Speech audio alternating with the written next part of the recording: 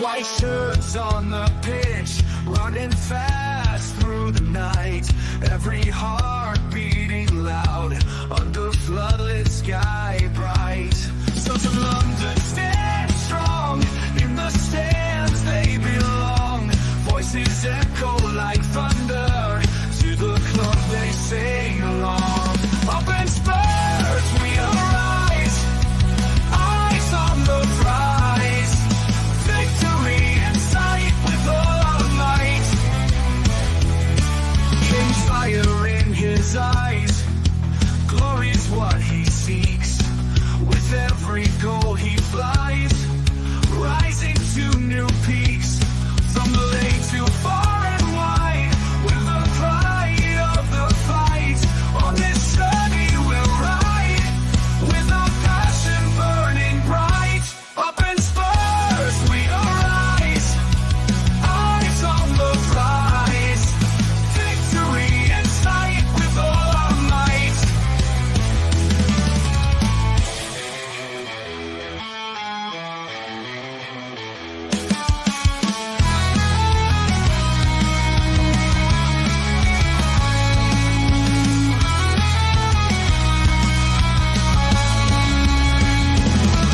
From the lane to far and wide, with the pride of the fight.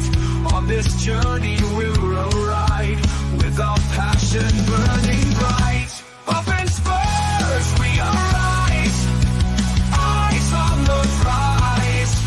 Victory in sight with all our might. With all our might. With all our might. Hello and welcome to THFC TILLDIE, your home of Tottenham past and present and exciting future, of course, under the mighty Australian, the mightiest manager in the world, Ange Postecoglou, and a man that we trust, sort of. Some do, some don't. It's quite divided at the moment, Ange. But on here, we and Ange we trust, because we don't really trust any other manager to do the job, and we don't trust Levy at all. So in Ange we trust. There we go. How are we doing? Hope we all doing, having a good Monday. How are we all feeling after yesterday? A bit of a debacle, a little bit of a. I hate losing to Chelsea. Absolutely hate losing to Chelsea. I cannot stand. It's three teams: West Ham, Chelsea, and Arsenal. Them three, I really just don't like losing to them. And Millwall, but nobody likes Millwall anyway, so makes no difference. But I hate losing to Chelsea. They're smug. They're really smug about it. You know, I wouldn't mind if there's a bit of humility about them, but there's no humility about them. They've got the humanity in their little left foot. I mean, the fans are a joke, the club is a joke, and they're a joke. So we lost to a joke. Seriously, guys, come on, Tottenham, get your fingers out of your arse and actually do something. I mean, Tottenham actually, to the point, put Philip off his food, which is something. He was out for dinner and he actually didn't want to eat anything. It sent Wayne Bonner to the bottle. He went for whiskey instead of tea. Peter, well, he just couldn't sleep at all, and he's up in Melbourne. And that's for Carl Simpson, where he just went for the chocolate cake because of that game yesterday. But we're here tonight to ask the question: who's to blame for the struggles at Spurs? And I think there's one person that's been left out of all of this is John Lang, the man who's supposed to be our sporting director. He's getting away scot-free, a little bit like how, what was his name? Steve Hitchen got away scot-free under Poch and under other managers as well. Please bring back Paratici. Bring back the Don. Hashtag sack Lang, back the Don. Don, not Don. Anyway, bloody speed impediment. Anyway, let's see who's in the chat tonight. Big up to Wayne Bonner. Big up Wayne. He says, good evening, everyone. Wayne's always happy. I hope you're all well and your week's got off to a good start. It did until we saw the game yesterday, but that's all gone forgotten. We move on. In Rangers, we will beat, and we better beat Rangers, actually. I have been a Celtic fan as well. I will not live it down if we lose to them lot. We cannot lose to Rangers. I'm sorry. We cannot. I refuse. We will not be beaten. Big up to Peter. Hi all. It's 8 minutes. It's 1 minute past 8 in the morning in Melbourne. Big up, Peter. Hope you're doing well. Peter says, I trust him to the hill. There you go. Peter's up with me in that hill. He's there looking over the, you can see the mountains in the background. You can see the trees in the distance, and there's a pub there, and it says, in Ange we trust. Of course we do.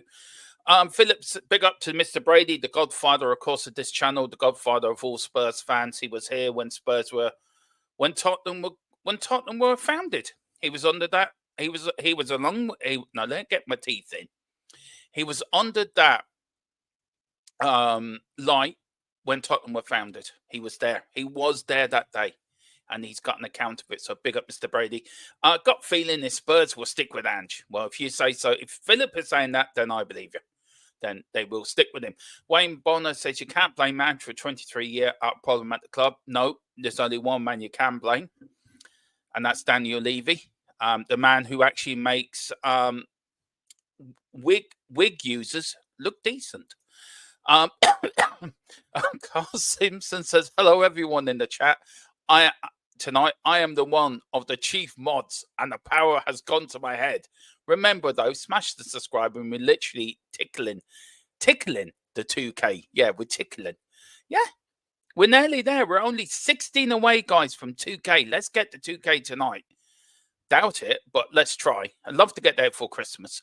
Big up to Neil Shafton as well. I think you live in LA, don't you, Neil? Big up, Neil. It's not losing so much. It's the way we lost to them. I get that. That's the bit that got me as well. There are some serious issues here. The players need to take a good look at each other and decide what they are going to do. They haven't been good. No, they haven't been. I'm going to get into that as well later on. Big up, Carl. Don't you be horrible about Lang, LOL. How the hell is he supposed to stand in the middle of hotheads in Levy and Ange? Well, just bring Paratici back. That's all I'm asking for. Sack Lang and bring Paratici back. At least with Paratici, we've got decent players, to be fair. Neil Shafton says Fraser Foster deserves a medal. He does, actually, for his performances. He's the only one that's actually shown up, to be fair, Neil, if I have to say. And we all got a bit when Vicario got injured. And it was all, oh, Foster's no good. He's like a tree. If he goes and dies for a ball, he'd be next year before he gets to it. He's been absolutely fantastic. At least he's shown up. He's not perfect, but the guy has kept this squad in games when they're, yeah, absolutely. But guys, let me know what you think of the game yesterday. Let me know your thoughts on it. Who was your man of the match? Who was your best player? Who was your worst player? And do you know who is to blame for the struggles at Spurs? And I suppose everyone will. I've seen a lot of people today, right, saying Ange is the problem. I listened to a bit of Talk Sport, people ringing up, Ange is the problem, Ange is the problem. But surely the problem starts at the top. It starts who owns the football club, and that is Daniel Levy. Let's start there.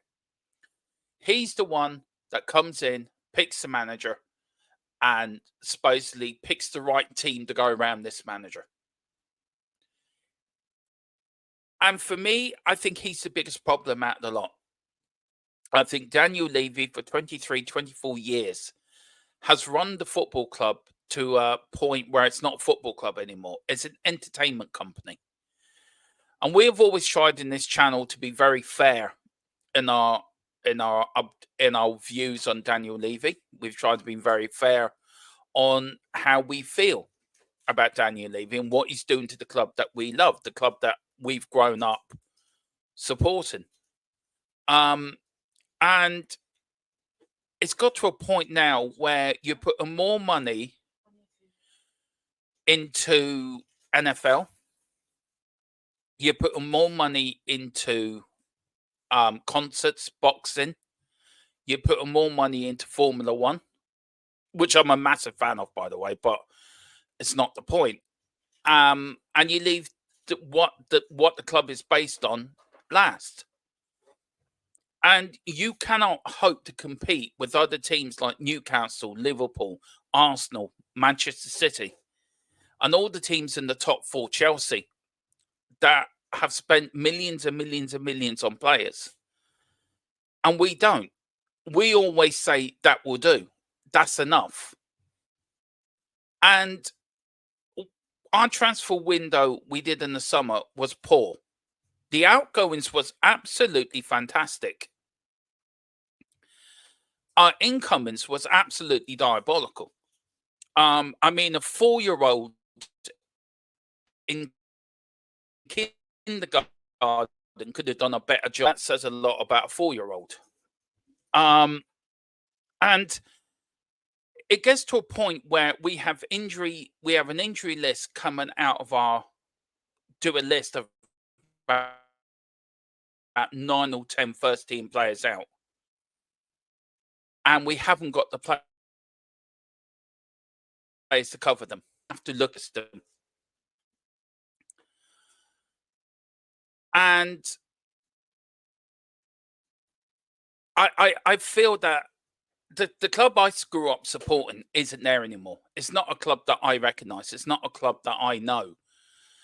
And I was saying to Dave the other day, me and Dave were talking, I think before show, and we were talking about White Hart Lane, or the other night we were talking about White Hart Lane and how much I miss White Hart Lane. And I understand that we had to build a new stadium. I understand that we had to build new training facilities. I get all that. I do get all that. But where is the money towards improving the squad so we can compete for trophies? We can compete for title challenges, and that's where we're falling. That is where we're falling behind others, and we're now down in 11th place. The league is tight this year. Yeah, the league is tight, and there is a lot of probably you're 9 points off second place, which isn't a lot in the great scheme of things. 3 wins, that's 9 points, and everyone seems to be beating everyone else. But for me, Daniel Levy doesn't see Tottenham as a football club. Daniel Levy sees Tottenham as an entertainment money. ENIC and Levy are an investment company. Their job is to come in and make money. Their job is to make sure their investment doubles, trebles, contributes. Double, treble, and, again, till it gets to a massive investment. As football fans, we don't get that. We don't understand that because all we want is our teams to succeed on the pitch. We want to see trips to Wembley. We want to see our team winning trophies. And I feel Daniel Levy doesn't get that. For the good he's done off the pitch, the business side of it, making us stable financially for the first time really in our history, I get it. But I want to see more. I'm 40. I mean, I'm lucky. I've seen us win European trophies in 84. I was 7. I've seen, pardon me, I've seen us win FA Cups. I've seen us win stuff where there's younger fans that have never seen us win anything. There's fans who've only seen us win 1 League Cup in 2008, and I feel for them. Philip Brady, who's seen Tottenham a lot more than I have, he's seen them win trophies, I think, in the 60s, 70s, 80s, and 90s. He's seen Tottenham win trophies in 5 decades: 60s, 70s, 80s, 90s, and the 2000s. I've seen it in the 80s, 90s, in 3 decades. I've seen Tottenham win trophies. And we haven't built upon that. We haven't gone further, especially with Poch as well. We didn't build on that success with Poch. So that's where I'm going with that tonight. We're going to look at that. I'm going to talk about where I think the failings are at the club, and I think the failings are with Lang and the recruitment team as well. I think they've left Ange down drastically and very badly. I'm going to look at the players as well and say, do they have to take responsibility? Yes, they do. And does Ange have to take responsibility? Does Ange have to change? Does Ange have to change who he is? And I was talking this with Mrs. Tron last night, and she actually made a very good point. Now, Mrs. Tron does not, she's not into football like I am, but she will watch a Tottenham game if it's on, and we should give her honest opinion. And if they're crap, she will call them crap. If they're good, she would say they play good. And she said to me, everyone above Ange is letting them down. And maybe she has a point on that. Maybe Ange isn't the problem. Maybe the problem is the recruitment office. Maybe the problem is Levy. Maybe the problem is some of the players. Maybe the problem isn't with Ange at all. Ange can only do. Somebody said to me today, Ange is managing Tottenham with one hand tied behind his back. How do you expect a manager to manage a club to bring them success if he's got one hand tied behind his back? Yes, we all agree Ange probably needs to change his in-game management. It frustrates me. It frustrates everyone. Maybe Ange needs to tweak his system a little bit. But maybe the bigger picture is that the people that are above them are not doing their job, not doing their bit. And that is failing Ange. And that's giving him players, mediocre players that are not good enough, that don't know, don't give 100%, that come in and don't play right and don't know how to play an Ange system. Me and Philip did a pre-season game in pre-season, and the youngsters that played, I think it was against QPR. Maybe Philip can let me know in the chat, and I will get back to the chat in a minute. Maybe Philip would let me know if it was QPR or it was Hearts. I can't remember which game it was. I mean, Philip both turned around to each other and said the youngsters get Ange ball more than the older players does. So maybe there is something there. Maybe it's something that the recruitment team at Tottenham have not done what Ange has asked them to do. Ange has given a list of players. Well, these are the players you can get. But you're not allowed this player, but you can get that player. What's Ange going to say? Well, I need players. I need a squad. Yeah, I have to go for him then.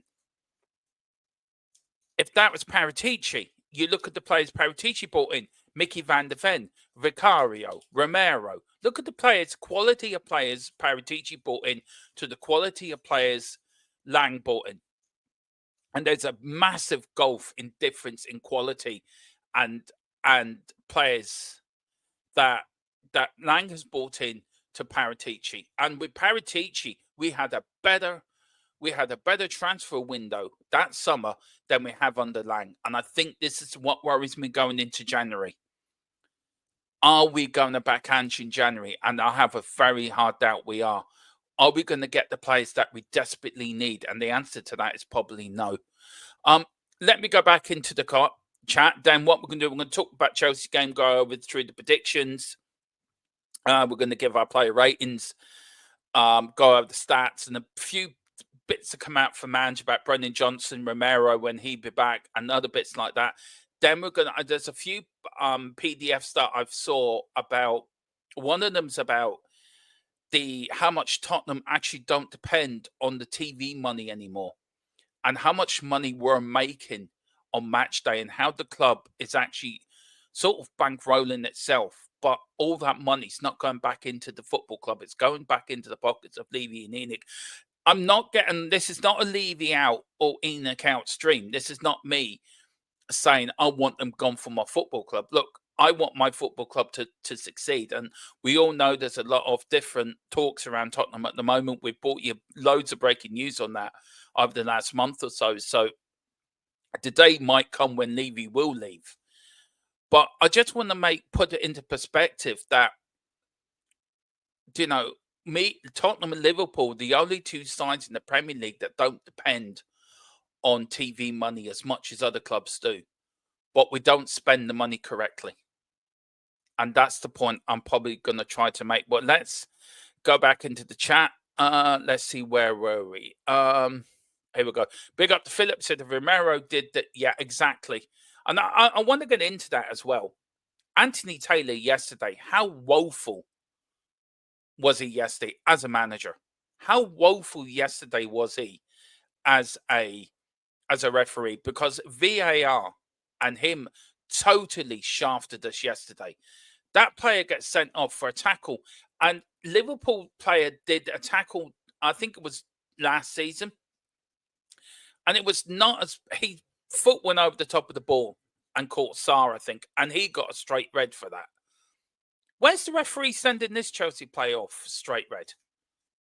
It shows VAR and is not consistent. VAR is so, and there will be a show about this. Me and Colin are going to do a show on VAR. The inconsistency of VAR, and also where's this offside thing that was supposed to come in at the start of the season? We're now in December, and it still isn't here. I mean, it's a joke. It's a laughing joke that football is run by two idiots in a room somewhere, that trained monkeys could actually run VAR better than the idiots that are in there. And that says a lot about VAR, that trained monkeys or trained elephants or trained giraffes or trained whatever could actually, a 3-year-old could run VAR better than the idiots who were in the VAR room yesterday.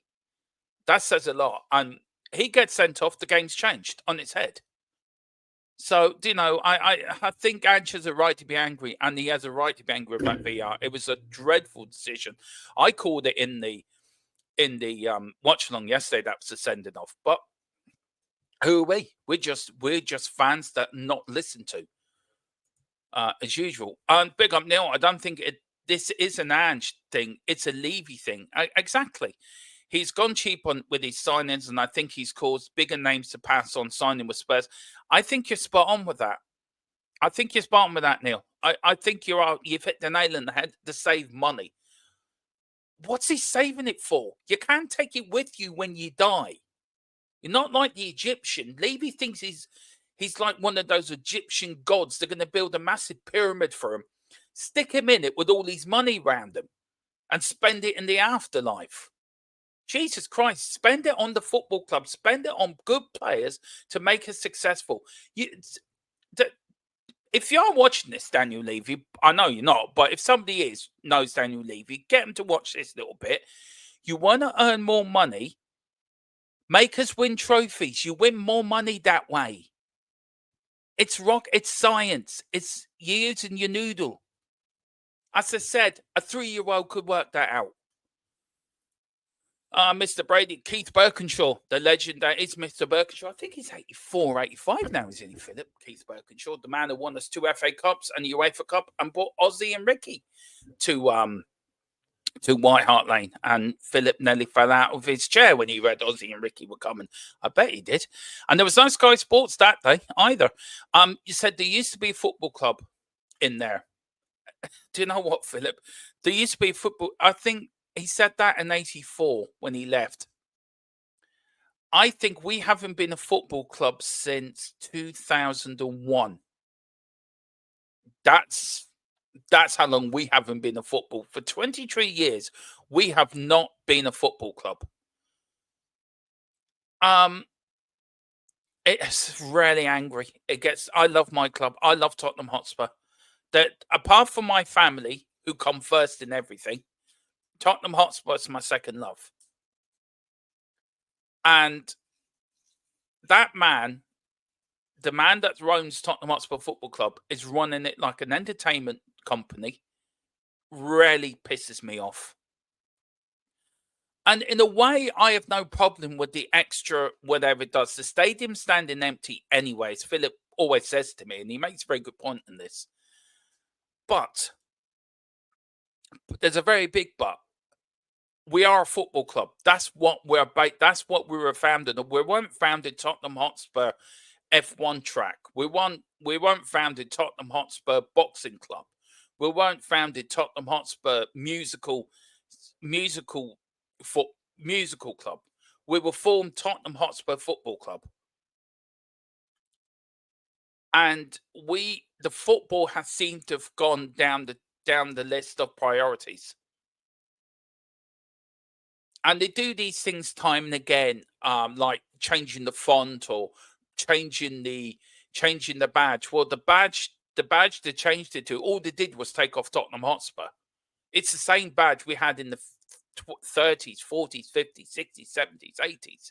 It was only to the middle 80s or 90s that we changed it. And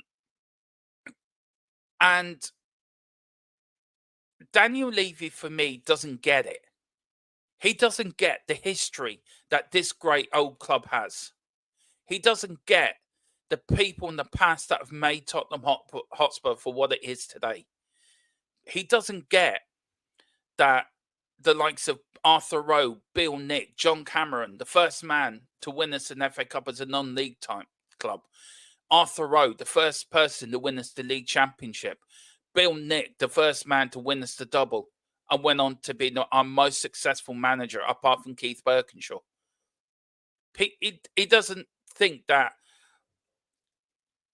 fans that are 60s and 70s not having their season tickets concession, take them off. Oh, let's take these off the older fans. They don't deserve their concessions. They're the fans that went to Tottenham through hail, rain, sleet and snow in the old days when it was all standing and supported this club. They were the fans that stood outside White Hart Lane when our club was going down to Swanee, thanks to Ivan Scholar. And they're the real fans.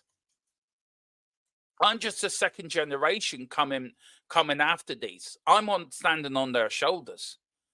And there's other fans standing on my shoulders that are a newer generation than me. But it's the generation before me that made Tottenham Hotspur for what it is today. That got that name out to be the best club in London.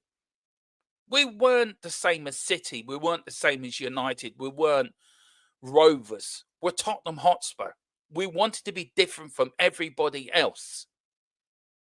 We wanted to be unique. We wanted to follow in the footsteps of Harry Hotspur, the swashbuckling man from Tottenham, from Northumberland, that went on wild adventures. And, you know, that's who we are. We're a team that dares to be different. But we're not a team that dares to be different anymore. We're a club where we dare to be, well, let's get the latest boxing match in the stadium. We're a team and let's get the latest F1 track on the go-kart and let's do that. Let's do a bit of skywalking as well. That's all great. But I want my team to go to Wembley and win an FA Cup, to win a League Cup, to win a League Championship, to win something in Europe. That feels even better. And we had all that under Arthur Rowe, Bill Nick, Keith Birkinshaw, Terry Venables. We had all them trips to Wembley. And Ramos as well. We had them trips to Wembley. We had some of them on the potch, but we just didn't have the guile or the technical ability to get over the line.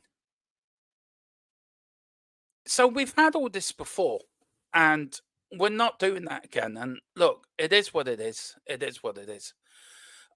Neil Shafton, I think if we pay these established players their asking price, they would take less money. If it means staying away from Spurs, we are a stable environment. Focus on trophies for now.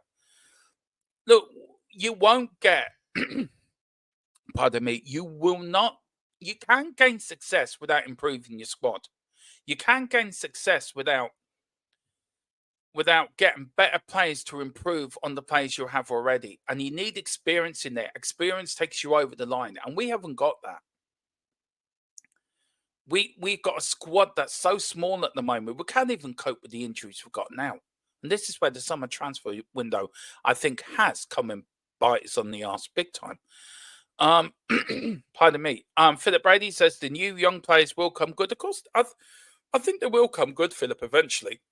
Of course they will. And we've bought some really, really, really exciting talents. But I think we need experience for now. I get what you're saying. We should have also bought some experience to bridge the gap. Yeah, exactly. That I do agree with you 100%. Big up to the real N7 Yed Lewis. Big up, Lewis. Hope you're doing well, sir. How many trophies have we won since Huddle left in 87? 3. That's quite shocking, actually. 3. Yeah, an FA Cup. And yeah, FA Cup and 2 League Cups. 3. That is how we're going to say it's just Levy's fault. Don't get me wrong. I'm not a Levy fan, but it goes deeper than that. It does go deeper than that. It does. I agree with you. It does go deeper than that. And I think just saying Levy's the main problem, I think, is wrong. I think it's a mixture of everything. I think it's a mixture of Levy. I think it's a mixture of mentality. I think it's a mixture of us not sticking by any managers. It's a mixture of not backing any managers. I think it's a mixture of a recruitment office or a recruitment team that was, before Paratici came, was absolutely diabolical. It was also a factor of our youth team. Our youth system was woeful as well till Paratici came. And now, since Paratici came and he structured everything in, we've got some of the best young talent coming through the system. Since Paratici's left, our recruitment base has gone back to what it was before Paratici came, and that's the standard of players we're buying. Levy seemed to have gotten to his head, I want to buy young. I want to buy young. Yeah, buy young, improve them, get them good, and then we can double our selling price when we sell them. Instead of, let's buy now, let's get over the line, let's get a trophy, let's get that monkey off our back, win a trophy, and then we can build on that. And I think that's what we have to do, and we're not doing it. We are not doing it. We're really not doing that. Big up to Neil. Big up to Lewis anyway. Great comment, Lewis, by the way. The ownership sees Spurs as a cash cow, regardless of winning to losing. The punter will pay even when they don't win. So why bother actually making an effort to actually become a win? Do you know what, Neil? I can't disagree with what you're saying. I really can't. Philip Brady, yeah, it was Hearts. It was Hearts, and I dare you, it was Hearts. Neil said, Romero come out, and I did like this today, actually, from Romero. Fair play to him coming out, showing little balls as well. Romero come out and said he is Anjin. It's the guy in charge that have to let the team and the fans down with the approach of quantity over quality. Great to rebuild, but they have, but no, yeah, it's a rebuild's great as long as you rebuild it with the right players and the right structure. With youth and experience. You look back at the 80 side under Keith Birkinshaw. There was youth and there was experience in that team. That's why that team was successful. You go back to the Bill Nick side. That was probably the best team in the world. At that time in the early 60s, youth and experience. And of course, we had probably the greatest striker the world's ever seen in Jimmy Greaves, which didn't help. Which did help, I mean. So you've got to get it right. You look at Alex Ferguson and Man United over the years. He had a youth system to die for, but he had experience to go with that as well. Experience to bring them young players through the tough times, the difficult times.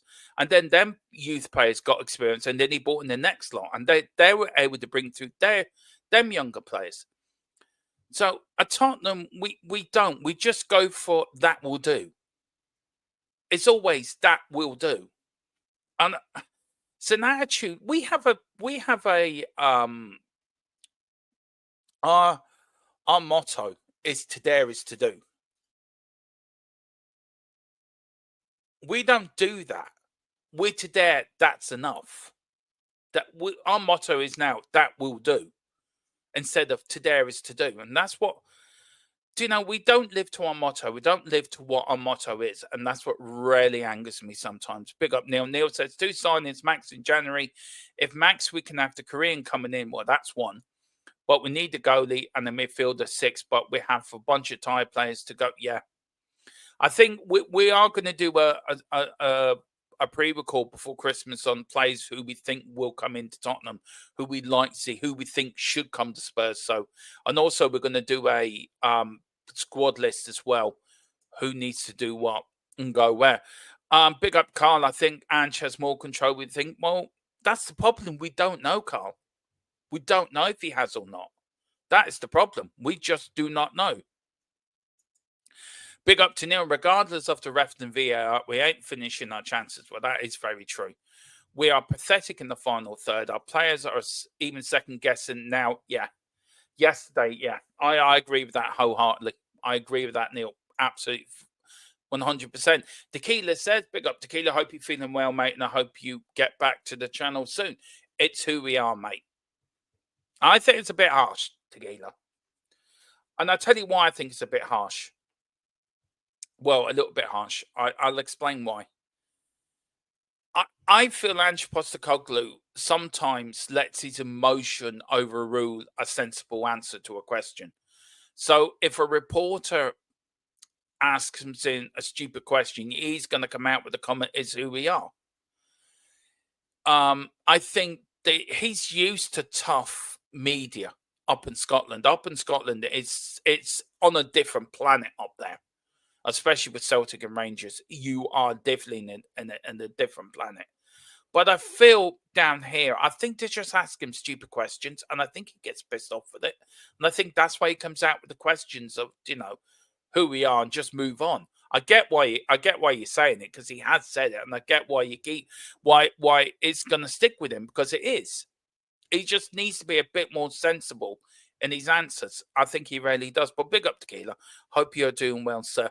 The real year then said, well, there's more controlled. He doesn't even train with the players most of the week, leaves it up to his coaches. Yeah. What's the way he does it? So, I get it why people feel like that. Carl says it's all their fault. I don't believe for 1 second that Ange has no power. He has power, but I don't think he has all the power that we all think he has. So we don't know. That's the problem. We don't know, because we don't know what goes on in the club. We don't know. And that's the problem. We're only guessing, we're only surmising that he does have power, or he doesn't have power, or he has the final say. We can only go by what he says in the press conferences. And he says he has the final say in transfers, then we have to take his word on that. But do you really believe Daniel Levy to let him have the final say in the transfer? I don't think so. Daniel Levy will have the final say on that.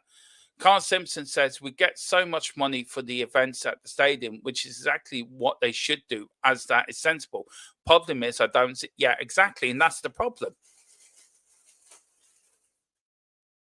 The problem is, it doesn't make its way to the club. Of course it doesn't, because it goes into their hip pocket. They're an investment company, because their job is to if they're going to invest in something, their job is to make sure their investment to get as much capital back from that investment. That's their job. That's what Joe Lewis and Enid go in there for.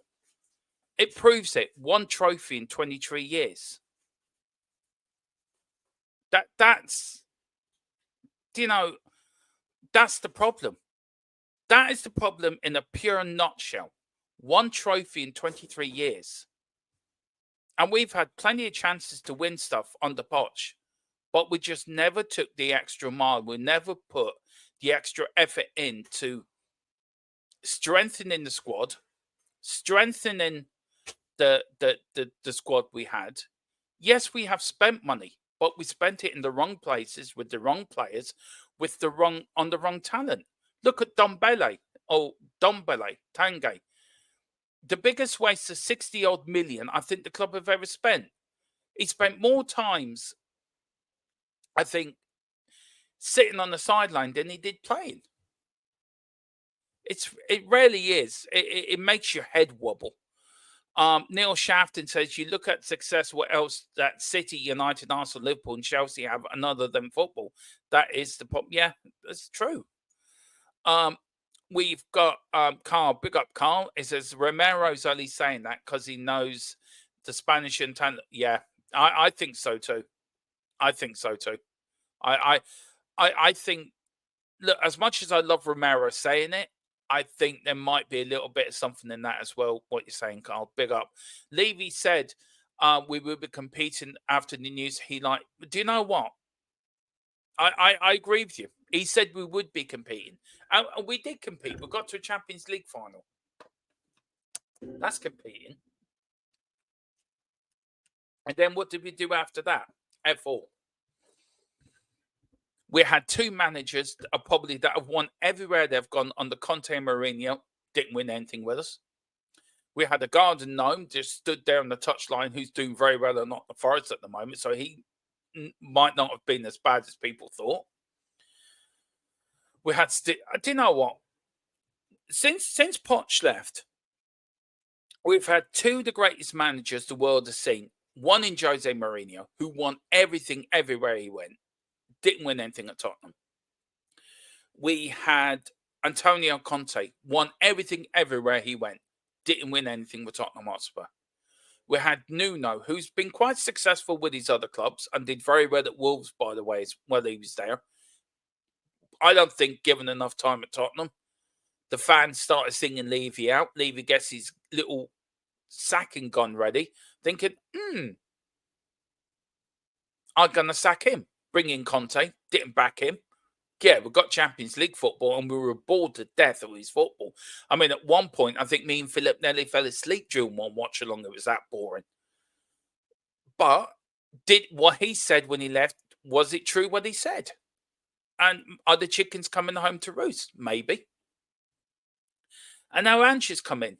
And we had Ange under Paratici, backed him with a good squad. We had a brilliant start to the season. Okay, we had our injury problems last season, but look, we got into Europe. That was the main objective. We didn't get to Europe the season before. We got to Europe under Ange. And this season, we had a chance to step on, and we had a chance to really improve the squad and move on to the next level. And we had the right players in, we had the right manager in.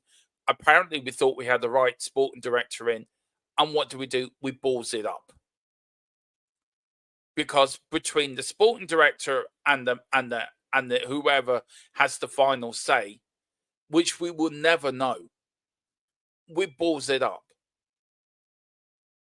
We didn't even back Ange properly last January when we had an injury crisis. We brought in 2 players. So anyone tells me Lang is a very good sporting director, I think you're very much mistaken and need to go to Specsavers. Because Paratici did a better job in one transfer window with Ange Postecoglou than Lang's done in 2. And also we lost the greatest striker in our generation who left the football club. And we've never replaced him either.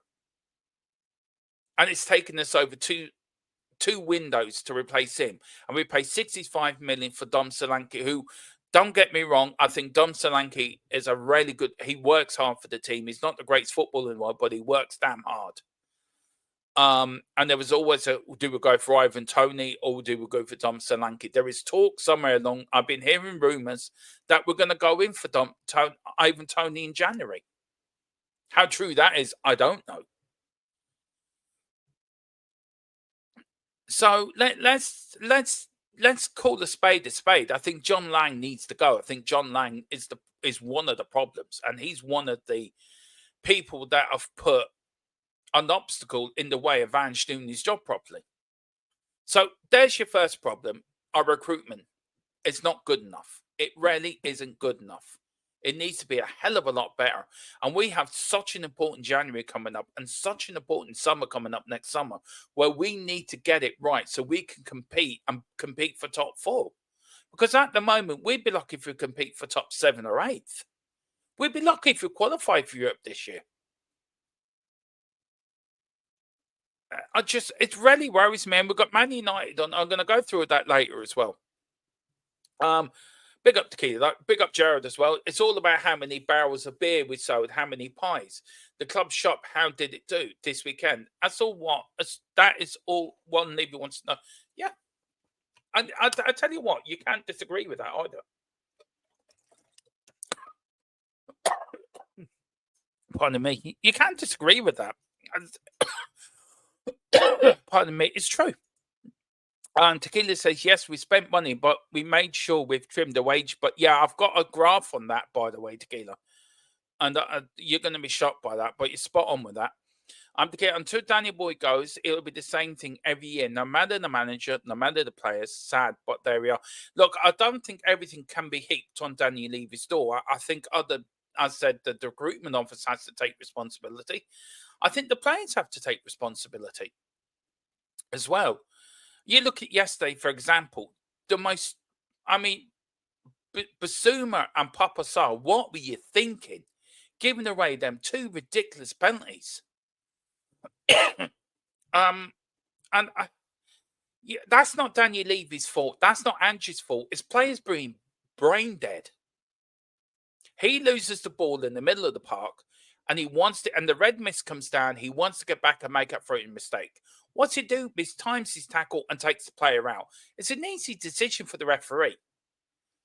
And then Papa Sarr, instead of just staying on your feet and just sticking by him and just shoving him out of the area, don't give him room, and somebody else helping him, what's he do? I'm going to go and tackle him in the middle of the area. and then give away another penalty, which gives us 4-2 down. And then we score a goal in the last minute. We haven't got enough time to get back to even get an equaliser. So I do get what you're saying.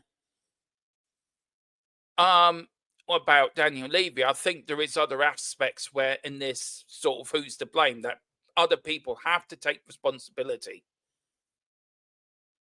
That other people have to do their jobs and they're not doing their jobs. Everyone, the manager has to manage, the players have to play, the recruitment office have to do their job. They help the manager get the right players to fit his system so they can play well on the pitch. And Daniel Levy's job is to make sure that the recruitment officer and the recruitment team and the manager have enough money in the transfer key to buy the players that helps the manager. So it really is. It's like a well-oiled machine. And at the moment, the well-oiled machine is creaking and cranking with second-half bits or third-rate parts that need replacing. And we haven't replaced them because we're not connected. In days gone by, if a manager wanted a player, it got straight to the chairman. Chairman buys the player. Now it's the manager speaks to the sporting director. The sporting director speaks to the recruitment office. The recruitment office go and speaks to the scouts. The scouts go and speak to the recruitment office. Then it goes up to the chairman. The chairman then goes. There's too many flaws. It needs to be simplified that it goes from A to B to C to D. Straightforward. Where instead of going to A to B to C to D to E to F to G H and then back to, and then it gets all complicated. And then when it comes back to the manager, he gets a list. Well, sorry, we couldn't get the player that you really wanted, but we can get you these 3 players that are probably a bit cheaper and do the same job. What's he going to do? What's Ange going to say? He can't say, well, no, I'm not going to have them players. And he knows he needs players for the squad. He's got to pick one of them 3. And if he probably does ask, why can I not get the player I want? Oh, well, he wasn't available. But yeah, he is available and goes to Man United for probably half the price. Carl Simpson. So, do you want a Postecoglou? Yes, of course I want Oh, Oh, I get you now. Postecoglou. Well, he's with the American team, so no, I don't want Poch back. As much as I did call Poch a loser, and I stand by what I said because he didn't win a trophy. If he had an experienced coach beside him, I think he would have won 1 or 2 trophies on the Poch. I think we would have won the league as well with Leicester if he had an experienced hand by his side just to guide him through them decisions. I think we would have won something on the Poch. I really do. Bring back David Pleat. Yeah, the only problem with bringing back David Pleat is, Tequila, is about him breaking around corners in Luton. But you have to get a yearly subscription for the AA and the RAC, apparently. Lo Celso's on fire. Yeah, he's on fire at the moment. Come on, Tequila. We're competing in the musical fencing one. Yeah. The musical event, the World Championships. And there's another thing as well. Well, I am going to get onto it another stream, but the Club World Club, what a load of bullshit that is. Beyonce has a great backside. Yeah, I think, yeah. I let people make their own judgment of that in the chat. Lo Celso's on fire for real, but it's 6 and 5 assists this season. Anybody that leaves Spurs win? Yeah, they do. They do. Gerard, just spot on, sir. Neil, they can't axe Ange. He's still in contention. Yeah, look, I'm not saying they should sack him, and I don't think they will. But I just want him to have. I want him to be backed himself. I want everyone else to do their job. Everyone has to do a job when you run a football club. Everyone's got to be pulling in the same direction, and we're not pulling in the same direction. We've got an owner that wants to do his own thing. We've got a recruitment office that wants to do their own thing, that follows the philosophy of the owner. You've got a manager who wants to do his own thing, but hasn't got the players to do what he wants to do because the recruitment office won't give the manager what players he wants. The owner won't back the recruitment office or the manager to buy the players he wants, and then we're suffered with the team we've got. It doesn't. You look at any successful football club that's over a period of time that's been successful. Okay? Everyone works in, it's a well-oiled machine. Our machine does not work because our machine is running out of parts. We're running with third-rate parts. And the recruitment office, when Paratici had that recruitment office, as good or as bad as Paratici was, and for the stuff he did, and he got banned, and rightly so, if he was found guilty, that's fine. I get that. But he was good at his damn job, though. And we've got some decent players through him. Lang, no wonder Aston Villa were looking forward to get rid of Lang. They couldn't wait to get rid of him. Dan Ashford's now free. Maybe we should go for him. He might do a better job. Sam's Lang seems a bit rubbish. Yeah, he is. I'm telling you. He's getting away with it scot-free like Steve Hitchen got away with it. Steve Hitchen got away with murder with the players he brought into the football club. And Lang's getting away with the same thing. Paratici buys in decent players and he gets absolutely roasted. But Lang and Hitchen get away with murder. Jarrah says, do you really think Ange bought any of these players? If I'm being honest, I think he bought a few of them. But I don't think he bought all of them. I don't. I really think it's the remit of the recruitment side to buy young. And you cannot win anything. Well, it's stupid saying you can't win anything with kids, because you can. Man United did that back in the 90s when Alan Hansen said very famously in Match of the Day after the first game of that, I think it was the 93-94 season, Man United won't win anything with kids. And what did they do? They went on to win the league and cup double at the end of that season. So you can win stuff with kids. But I think you've got to buy experience with that as well. And we're not doing that. Big up to Carl. Paratici buggered it up for us. Let's not sugarcoat it. He was corrupt and we paid the price. He may have been corrupt, but maybe that's the way Italian football worked, Carl. And I think you might be a bit harsh on Paratici, a little bit, because I think for the players he brought in far better players than Lang's brought in. And I'm telling you that. You're right in one way. Yeah, he was corrupt. He got done for corruption.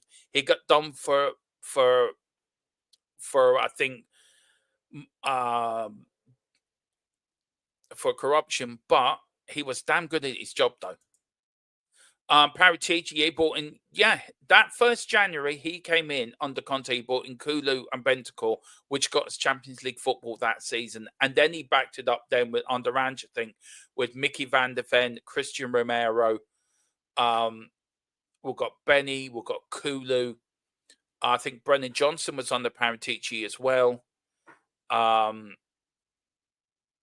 trying to think who else. Porro, Udogi, Vicario. So there's a list of players that came in under Paratici. And you look at the players that Lang's brought in. There's no comparison. Paratici, big up. Tequila says, could squeak into Conference League?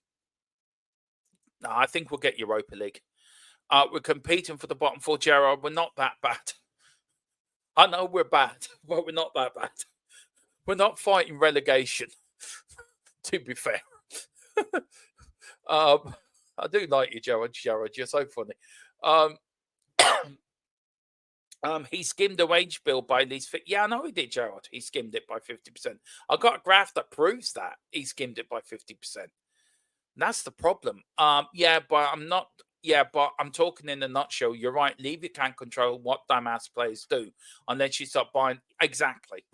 And this is where I think the recruitment team and the recruitment people, Lang and his team, are not doing the job correctly because they're following a philosophy by Daniel Levy of buy young and sell. Buy young, get them as good, and then sell them at a higher profit.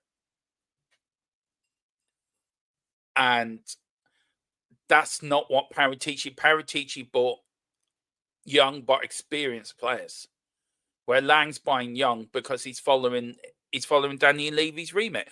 Big up to David Clark from Leicester. Hope you're doing well. So I haven't seen you in the chat for a while, but big up, sir. Thank you for popping in. It says, do Spurs fans honestly believe that Ange went to Levy and proposed this year's policy? David, you me have this sort of agree and don't agree policy on this channel. I agree with you 100% when you back. I've read this. I read it a little while ago, and I agree 100% what you're saying, by the way. Not a chance in hell. Levy brought in these new suits in and said to them, I want a youth policy, and Ange has caved. Maybe he has. Maybe he has caved. Big up to Gerald. Kane's wages paid for them young signing. Yeah, probably do. Big up to Celso, Don Bailey, the coat, Dane, Harry, the Brazilian, massive wages, save them, offloading all of them, bought in kids and paid them peanuts. It's true. I want to ask you a question, actually. And we're struggling in midfield at the moment. And with Bentancur banned and with the injuries that we may have in midfield, would you, I don't know, I forget how the Højbjerg loan was done. I don't know if it was a loan or it was a loan to buy. I can't remember. If somebody in the chat can actually remind me. But if it's a loan, would you be open to bring Højbjerg back to cover our midfield? Should we be looking at the option to bring him back and bring out some loan players we have to cover the injuries that we had? Should they have done that already? But let me know in the comments, was it a loan or was it a loan to buy? I can't remember. To get it after Biss came on, I remember Conte not playing him because he didn't get what Conte wanted. Conte thought this guy is a right plum. He was right. Got to pass the plum test. Biss failed. Too busy on gas. Yeah, maybe. Look, I presume it's done well, but I don't think he's a 90-minute player. He proved that yesterday. Spurs fans are truly deluded if they think this youth policy is going to bring success to them. I'm flabbergasted because it's cloud cuckoo land. Look to the future because there is never a now. Look, you've got to buy experience with youth, David. You know that as well as I do. You've been around long enough with Philip and Wilton and Peter M, who sent me a really heartfelt comment on one of the shows we did. He's not going to watch Tottenham anymore because of what they're like now. And he's been a Spurs fan, I think, for over 50 years. If it's doing it, if 50-year-old fans are now walking away, it says a lot. And I agree with you. I do feel that you got to bring an experience in with youth. You can't just expect youth to win everything. So, no, I'm spot on with that comment. Dermo, you're talking about my dad, maybe. David, please, your dad, tequila. That's something you've never told me before. Maybe we need to do a Jeremy Kyle type DNA test for your tequila.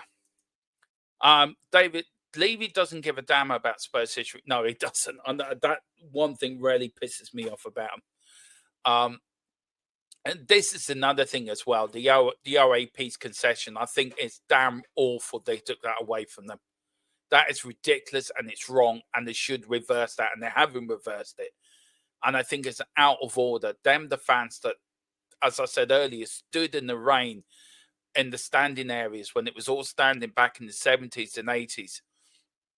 And when we weren't great. And they get the concessions taken away. What? Because it saves them a few quid. It's wrong. It's so wrong. On the TIC-TOC, when they say 45 million on players' wages, that says everything about Levy's. Yeah, it does, Dave. I can't disagree with that. I really can't. I want a proven winner. No nursery kids. We need experience. That is what we need. I see this January. No bullshit for the future. Exactly. Big up to Tequila. Paratici knew the Italian league really well, and we raided the league for some of our bet. Yeah, we did, and we did. Really did. Lang is following Levy's youth policy on youth. He's got a free reign to get the best players. That's, yeah, absolutely agreed. True, David. Levy, yeah, I think we can't disagree with that. Champions League, when we win Europa, I would love us to win the Europa League. Really would. Can I see it happening? Probably. We just got to beat Rangers on Thursday. Please, for the love of God, do not lose against Rangers. I mean, it's bad enough I'm a Spurs fan, but I'm a Celtic fan as well. And we definitely cannot lose against Rangers. I know one certain individual will not leave me alone if we lose against Rangers because he will get a double laugh out of it. He's an Arsenal fan and a Rangers fan. Good evening, Bobby, if you're watching. Basuma suspended. He is. He misses Southampton. Carl Simpson would have never have got rid of Højbjerg if I knew. Do you know what? I said at the time when Højbjerg left, I said at the time we're going to regret Højbjerg going. And we're now regretting Højbjerg going. He was a better number 6 than a lot of people gave him credit for. And a lot of fans get rid of him, get rid. And we got rid of him. And I tell you one thing, that was a mistake. We should never have got rid of him. We could do with them now. I'm pretty sure Højbjerg's loan. Oh, okay, it's a loan to obligation to buy. So that's not going to happen. I can see why Ange was really wanting a lad for Chelsea. City, the transfer that would never end after seeing the midfielder. Oh, yeah. What's his name? Gallagher. Yeah. He would have tequila. And that went on for 3 transfer windows. You know that as well. You were getting sick of it. You said so at the time. Maybe you're talking that. He is on loan with an obligation to sign them. He is with Marseille's are present. Spurs can take him back, but would cause a wage. What won't cause of the wages involved. So we can take. I would take him back. We need him. We are a complete shambles, more than usual. Shamoot, you're dead on right there, sir. Big up. And how are you in New Zealand? Is it a nice, sunny morning? Let us know. We could raid Shamrock Rovers, but they would come to. Would they come to? Yeah, well, we're looking to buy a striker actually for Shamrock Rovers at the moment. So hopefully that is either Shamrock Rovers or St. Pat's. I think it's a strike from one of them clubs. But we are looking at a decent striker, so we'll have to wait and see. Tequila says, Rangers, terrible Domo. We will beat them. Bobby will be in tears. Sorry, Bobby. Yep, he will be in tears. Carl says, if Ange cannot beat Rangers, then he has done 50 times before sack him. Yeah, he cannot lose to Rangers. Please, no. I don't care, but at that night, I really am going to be half Celtic and half Spurs. I just want to beat Rangers at all costs. Don't care. Hope Rangers get relegated. The only club I really do not like. Brian Hill is tearing up a jet. Yeah, he is. Watched him the other night. Doing good. Was fine with keeping Højbjerg. Do you know what? You know what I was like with Højbjerg Tequila? I wanted him to stay. I was really upset when he left. And we're regretting that decision and letting him go now because he would have been perfect number 6 for us. He would have been perfect. But again, he wanted first team football, so you can't really blame him. He was a hod carrier, the Dane. Yeah, he was. Cloudy today, but warm. Summertime here. Ooh, it's cold here. Very cold here. Great, another youth prospect. Yeah, I take it. I take it you're not happy, Carl. Just out of the. I'm just probably picking up you're not happy. Just, maybe I'm wrong, but maybe just not happy. Big up to Column as well. If you are free, Column, get your ass on here. Now, the end is near. Ange faces the final curtain. Do you know something you don't? Or have you heard something? Let me know. Let me know. Let's see if our source has sent us everything. Nope, he hasn't sent us nothing. Dermo, have you got your... Yeah, I have, yeah. I've got my Irish flag one side and my Tottenham flag the other. It will be there. Yeah, he's trolling. Me know something? No, yeah, you do know something, and you know you do. He loves it. Of course he does. Right, well, let's go on very quickly with the Chelsea game last night, guys. We'll go over this very quickly. Of course, it was a 4-3 Chelsea win. Spurs suffer a second half implosion. Tottenham took the early 2-0 lead. Tottenham took an early 2-0 lead. Jadon Sancho half to Decifit before the break. 2 Cole Palmer penalties either side of an Enzo Fernandez volley won the game for the Blues. This was the team that started the game yesterday. We've got Foster and goal. We've got Porro, Romero, Van de Ven, Udogi, Basuma, Sarr, Kulu, Johnson, Solanke, and Son. I will give Foster, I'm going to give this play ratings. So please get your play ratings in the chat and in the comments as well, guys. See if you agree with mine. I'm giving 7 for Foster. I'm giving 6 for Porro, 6 for Romero, who went off injured. I'm giving 7 for Van de Ven. I thought he's like brilliant. I thought he was the only decent player yesterday. Your doggy 6, Basuma -1, well -9 for being a knobhead. Papasar -8 because he was another brain dead player. Kulu, I'm going to give 6. Brennan Johnson, I'm going to give 6. He was ill at halftime. That's why he went quiet in the second half. So I'm going to give him the benefit of the doubt. So I'm going to give him 6 there. Solanke, I'm going to give him 7 because he scored a goal and worked hard. And Sonny, I'm going to give him a 6 as well. So do get your comments in. Do get your player ratings in. Let us know what you think. And I will put them in the comments and then we will get them up. We've got them here. So we've got Tequila's gone for 7 for Foster, 5 for Porro, Romero, no rating. We've got VDV 6, Van de Ven, your doggy 4.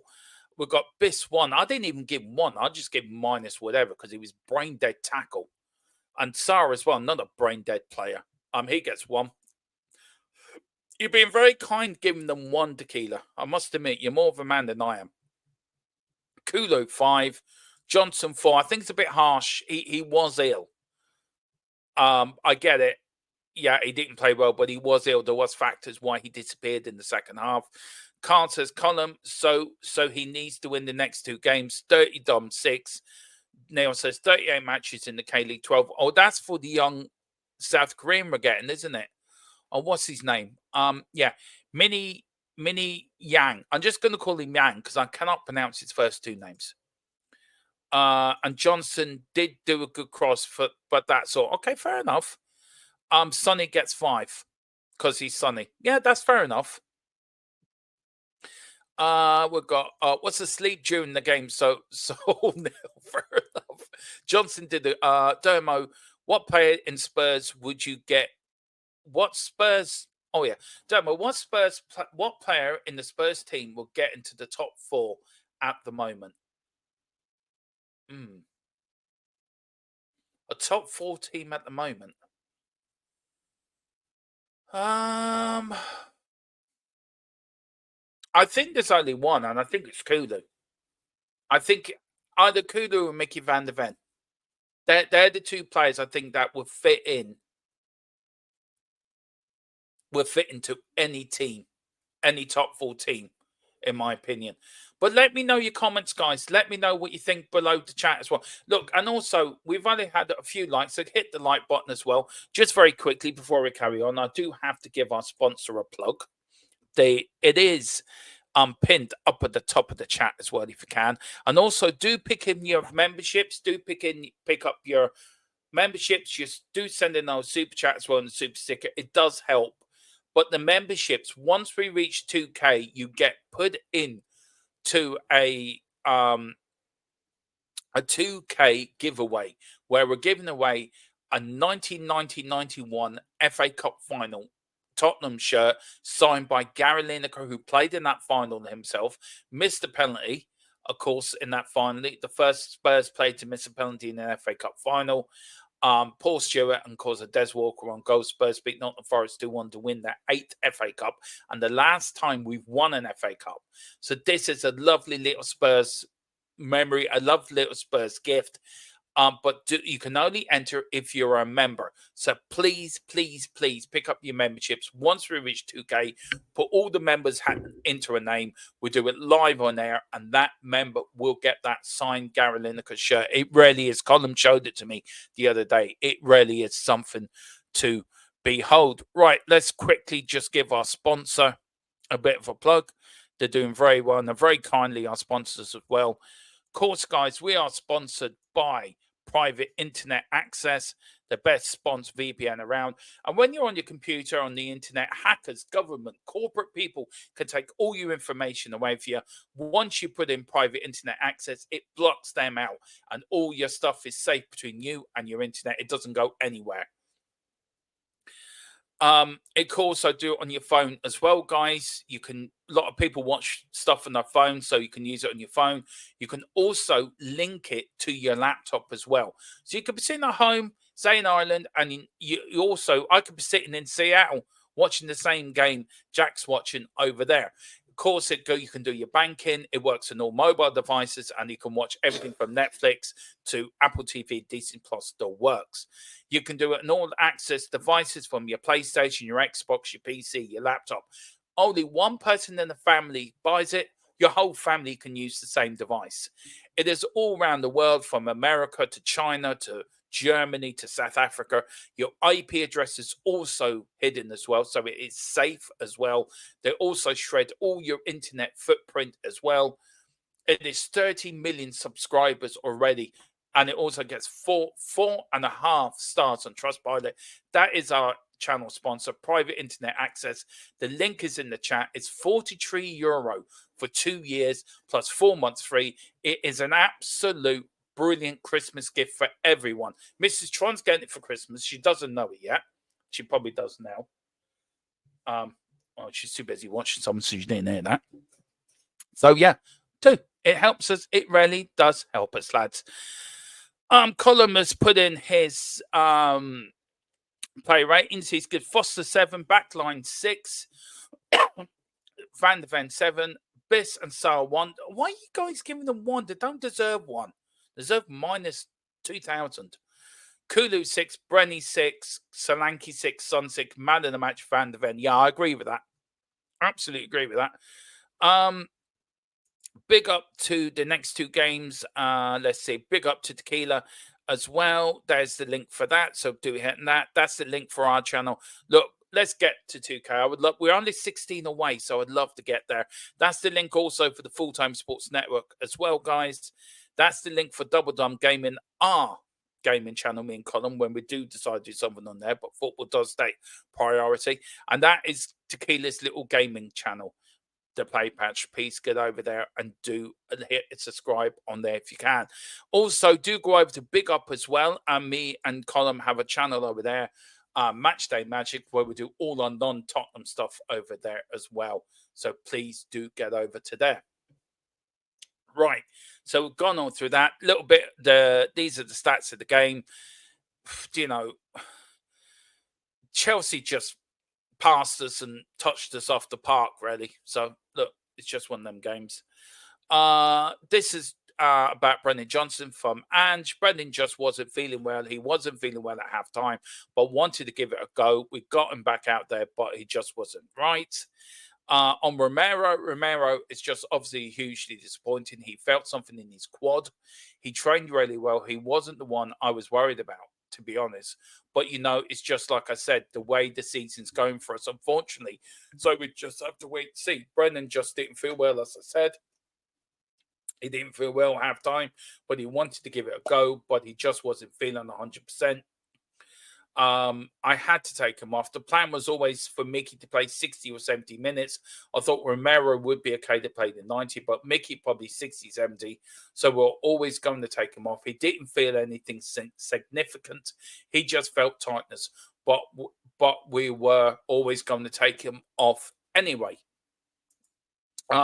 And this is Ange on the game itself. It says Ange, obviously it's painful and disappointing. We started the game awfully well. Again, played some fantastic football, apart from the goals we scored. But then we lose certain after the second goal, which is just the way it's going for us. We don't seem to get it any time to get real foothold in games or in our season. That's disappointing. That's disrupting us for a little bit. They obviously scored, but I still felt in the first half we had the bigger moments. We could have got a third goal to kill the game off. In the second half, they started with a bit more intimacy, but got an equaliser. Then they had a massive moment when Son needed to go 3-2 up, and that's where the game can swing. I said it in commentary as well. I said it, Colin, that may come back and bite us on the arse. But we didn't take that, and then we let ourselves down with 2 poor challenges in the box. The giveaway penalties, that's give them the advantage, lift us with a mountain to climb. So big up that as Ange's thoughts on the game. Tottenham are currently sitting in 11th Premier League table with just 6 wins from 15 after Sunday's defeat, which leaves the Australian coach with just 1 victory from his last 7 games. But we're still ahead of Man United. Now, this is Ange's transfer windows for 23-24, and of course, this season so far. In 23-24, Tottenham spent We had an income of 120.7 million. We spent over 272.1 million. So we made a loss of 151.4 million. So far this season, we had an income of 16 players out of 55.3 million.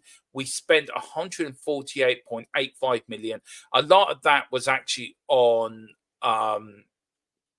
Solanke. 65 million of that was Solanke. An overall balance of we minus 93.55 million. Don't know how much is left in the tank or the kitty for January. Now, Ange Postecoglou, there's been a lot of talk about Ange, but look, he's only been in charge for 527 days, 63 matches in total. He's won 32, drawn 9, lost 22, plays used 37, goals 1.97, points per match 1.67, and games per, I think that's games per point goal or something, is 6.3 or 1.67. But the point I wanted to make out was he's only been in charge for 527 days. His contract is up to June 30th, 2027. So look, he is tactic. He's a 4-3-3 attacking coach. So look, that is his style, and that's what we wanted.